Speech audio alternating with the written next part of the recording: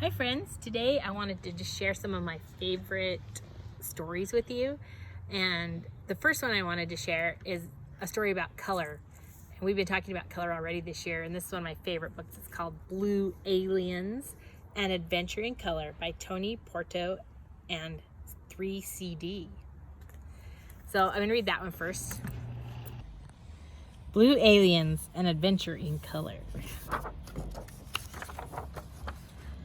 Last night, I watched this real scary movie on TV. In it, a whole bunch of green space aliens landed on Earth and started gobbling up everything that was green. They feasted on green grass, bushes, and trees, and snacked on green bugs and lizards by the tons, just like they were eating French fries. Gangs of green aliens chewed green eyeballs, tennis balls, and olives. They spit out the yucky red stuff in the middle. Who could blame them? They had just polished off Green Bay and were headed to South America to munch an entire rainforest. When into our living room stormed the scariest alien I had ever seen. It screamed in a scratchy alien voice, "Go to bed this minute! It's a school night! You can't watch this! You're too young! Get to bed now!" In the glowing blue light of the TV, Mom sure looked like a horrible alien, and when any alien speaks, especially the mom kind, I listen. So I ran as quick as I could up to bed, buried my face in my pillow, and tried my hardest to forget aliens of every kind. This morning, things got worse, much worse.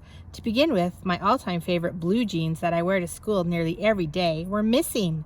I searched the pile of clothes on my bedroom floor, and even the kind of stinky heap hidden under my bed, but there wasn't a trace of them. It was almost as if they had run away. At breakfast, my blueberry toaster waffle had one puny blueberry in the whole thing. Dad said it was what you call a fluke. You know, a goofy thing that happens once in a blue moon.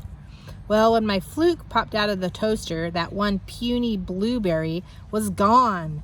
Dad said it must have been loose and fallen into the toaster, and that was sort of a fluke too.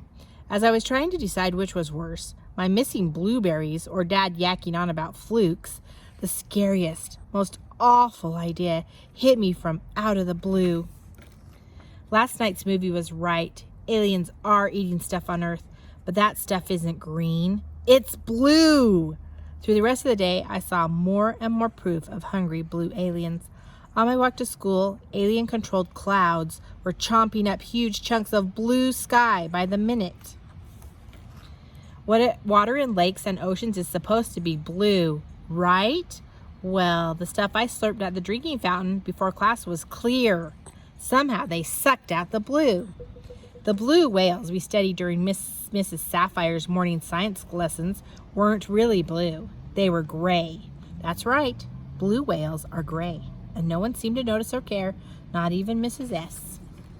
In arts class, we listened to a kind of sad music that Mrs. S just loves. It's called the blues.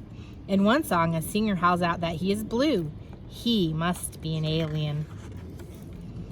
At lunch, the cafeteria served meatloaf surprise. The only real surprise was that the glob of meat on my tray looked as blue as it always does.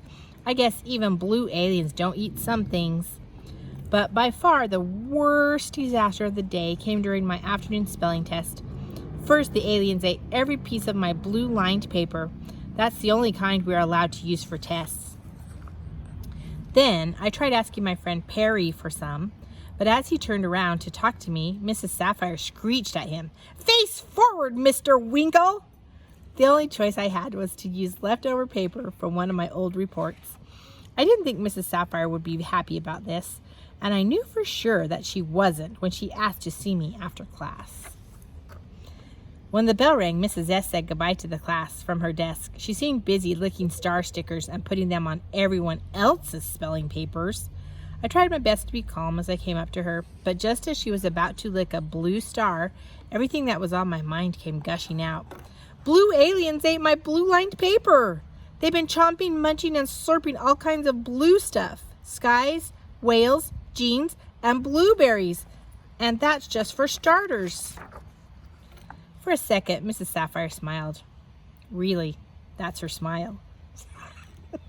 Then she said that the reason she wanted to see me was because I did poorly on my test, and she didn't care at all about the type of paper I used.